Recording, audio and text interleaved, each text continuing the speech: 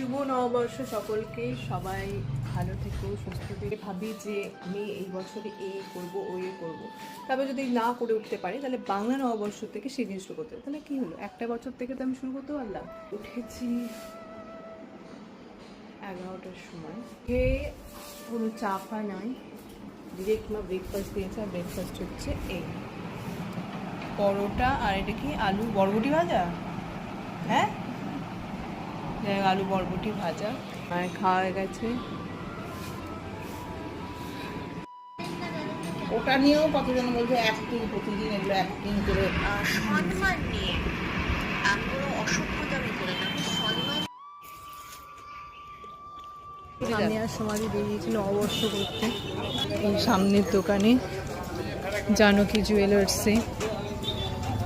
পয়লা বৈশাখ করে এলাম, সেই দোকানে মিষ্টি সবই হাফ হাফ খাওয়া হয়ে গেছে।